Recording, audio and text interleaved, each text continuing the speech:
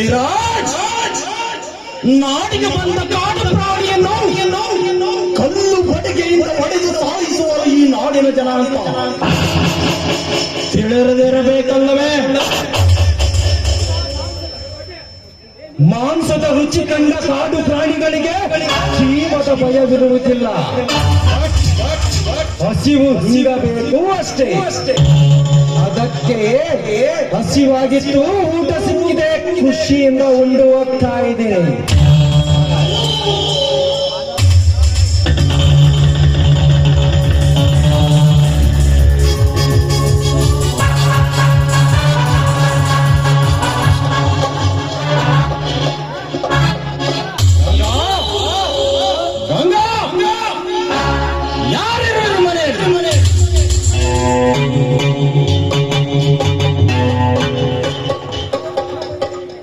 ಮಾವ, ಅಕ್ಕ ಮನೇಲಿಲ್ಲ, ದೇವಸ್ಥಾನಕ್ಕೆ ಹೋಗಿದ್ದಾರೆ.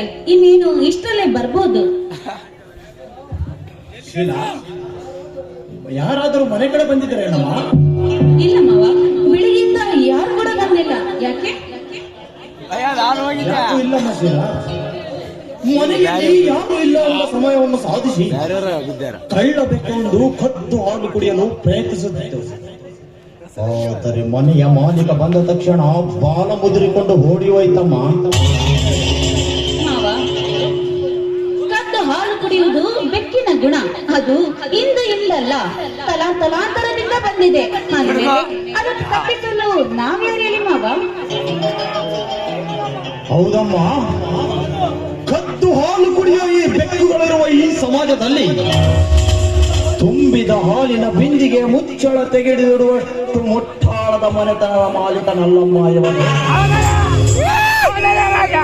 ಬೆಕ್ಕು ಬರುವ ಹಾದಿಯನ್ನು ಅರಿತು ಭಯ ಹುಟ್ಟಿಸುವಂತ ಮಾನವಂತರ ಮನೆತನ ಅಮ್ಮ ಇದು, ಮಾನವಂತರ ಮನೆ. ಹೆದರಿಸಿದ ಮಾತ್ರಕ್ಕೆ ಅದು ಮನೆಗೆ ಬರದೆ ಹೆದರ್ಕೊಂಡಿರ್ಬೋದು, ಆದ್ರೆ ಅದು ಕದ್ದು ಹಾಲು ಕುಡಿಯುವುದನ್ನ ಅದು ಬಿಟ್ಟಿದ್ದೆ ಮಾವ. ನೋಡಮ್ಮ ಶೀಲಾ, ಕದ್ದು ಹಾಲು ಕುಡಿಯೋದು ಬೆಕ್ಕಿನ ಹುಟ್ಟು ಕೆಟ್ಟ ಗುಣ. ಆದರೆ ಹಾಲು ಕುಡಿಯುವುದೆಂದು ಹೊಡೆಗಂಡು ಬಿದ್ದರೆ ಬೇಟೆಗಾರ ಹಾಕಿರುವ ಬಲಿಯಲ್ಲಿ ಬಿದ್ದು ವಿಲ ವಿಲ ವಿಲ ವಿಲ ವಿಲ ವಿಲ ಒದ್ದಾಡಿ ಸಾಯುವುದು ನಿಶ್ಚಿತ ಅಲ್ವೇನಮ್ಮ? ಸಾಯಲಿಕ್ಕೆ ಅದೇನು ಮನೆ ಬೆಕ್ಕಲ್ಲ ಮಾವ, ಕಾಡು ಬೆಕ್ಕು. ಸಾಯ ಮಾತು ಎಲ್ಲಿಂದ ಬಂತು? ನೋಡಮ್ಮ ಶೀಲಾ, ಬೇಟೆಗಾರ ಬೇಟೆಯಾಡುವುದು ಕಾಡು ಪ್ರಾಣಿಗಳನ್ನೇ ಹೊರತು ಸಾಧು ಪ್ರಾಣಿಯನ್ನಲ್ಲ. ಇದು ನಿನಗೆ ತಿಳಿದಿರಲಿ. ಬೇಟೆಗಾರನ ದಾರಿ ತಪ್ಪಿಸಲು ಎಷ್ಟು ಪ್ರಾಣಿಗಳಿಲ್ಲ. ಶೀಲಾ, ಕುಂಬಾರ ಮಾಡಿದ ಬಣ್ಣಿನ ಮಡಿಕೆಯಲ್ಲಿ ಹಾಲನ್ನು ತುಂಬಿ ಇದನ್ನು ಕಾಯುವ ಜವಾಬ್ದಾರಿ ನಿನ್ನದು ಎಂದು ಕಟ್ಟಪ್ಪಣೆ ಮಾಡಿದರೆ ಕಾದಿತ್ತು ಆ ಮಡಿಕೆ. ಆದರೆ ಮಣ್ಣಿನಿಂದ ಮಾಡಿರುವ ಆ ಮಡಿಕೆಗಿರುವ ನಿಯತ್ತು ಆ ಹಾಲಿಗೂ ಇರಬೇಕಾಗುತ್ತೆ ಅಲ್ವೇನಮ್ಮ? ಕಾಯುವ ಹಾಲು ಅದಕ್ಕೆ ಹುಳಿ ಹಿಂಡಿದರೆ ಅದು ಕೆಟ್ಟು ಹೋಗುತ್ತದೆ ಅಲ್ಲವೇ ಮಾವ? ಹೌದಮ್ಮ ಶೀಲಾ, ತುಂಬಿದ ಬಿಂದಿಗೆ ಹಾಲಲ್ಲಿ ಒಂದು ತೊಟ್ಟು ವಿಷವಿದ್ದರೆ ಸಾಕಮ್ಮ, ಹಾಲಿಗಾಲೆ ಸರ್ವನಾಶವಾಗಿ ಹೋಗುತ್ತೆ. ಅದಕ್ಕೆ ಕವಿ ಗುರುರಾಜ ಹೇಳಿಲ್ಲವೇ,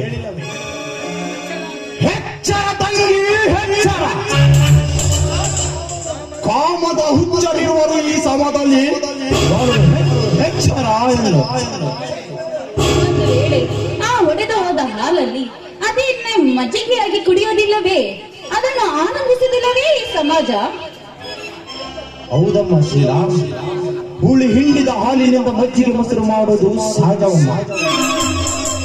ಆದರೆ ಮಾನವಂತರ ಮನೆಯಲ್ಲಿ ಬೀಸಲೆಟ್ಟ ಹೆಪ್ಪೆಂಬ ಹುಳಿ ಹಿಂಡಿದರೆ ಆ ಮಜ್ಜಿಗೆ ಮೊಸರು ಸಂಪಾದ ಪರಿಮಳವನ್ನು ಬೀರುತ್ತದೆ.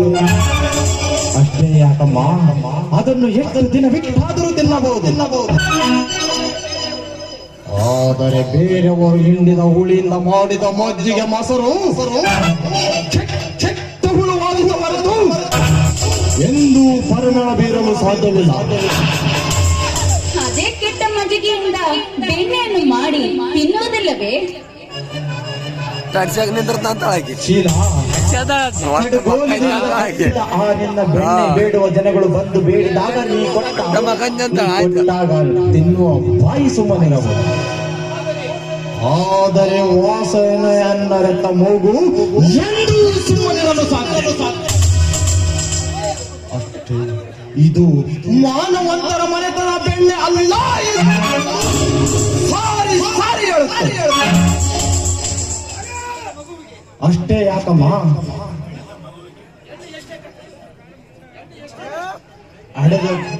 ಹೆಣ್ಣು ಎಷ್ಟೇ ಕದ್ದು ಮುಚ್ಚಿ ಆಧಾರ ಮಾಡಿ ಅಡದ ಮಗುವನ್ನು ಸೂಳೆ ಮಗ ಅನ್ನುತ್ತಾರೆ ಹೊರತು ಸರತಿಯ ಮಗ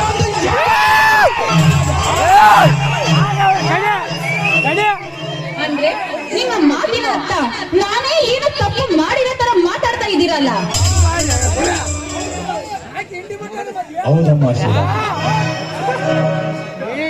ಮಗು ಕಾಲ ಮೇಲೆ ಹೇಸಿಗೆ ಮಾಡಿದ ತಕ್ಷಣ ಅದರ ಕಾಲನ್ನೇ ಕಳೆಯುವುದಿಲ್ಲ. ಅದರ ಕೈ ಕಾಲುಗಳನ್ನು ಸ್ವಚ್ಛಗೊಳಿಸಿ ಬುದ್ಧಿ ಮಾತು ಹೇಳಬೇಕಾಗುತ್ತದೆ. ಅದಕ್ಕೆ ಕೊನೆಯದಾಗಿ ಒಂದು ಮಾತು ಹೇಳ್ತೇನೆ ಕೇಳಮ್ಮ. ಹೆಣ್ಣು ಮರೆತು ನಡೆದರೆ ಮನೆಗಾಗುವಳು ನಾರಿ, ಅದನ್ನು ಮರೆತು ನಡೆದರೆ ಊರಿಗಾಗುವಳು ಹೆಮ್ಮಾರಿ.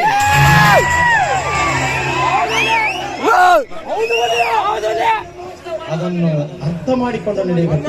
ಅಷ್ಟೇ ನಮ್ಮ ಏನು ಮಾವ ಸಸಿಯಾಗಿ ಏನು ಗಂಭೀರವಾಗಿ ವಿಚಾರ ಮಾಡ್ತಿದ್ದೀರಲ್ಲ, ಏನದು? ಏನು ಇಲ್ಲ ಗಂಗಾ, ಶೀಲ ಈ ಮನೆಗೆ ಅದರಲ್ಲಿ ಮೇನಾಗಿ ಚಿಕ್ಕವಳು. ನಮ್ಮ ಮನೆಯ ರೀತಿ ನೀತಿ ಹೇಗಿರಬೇಕು ಎಂದು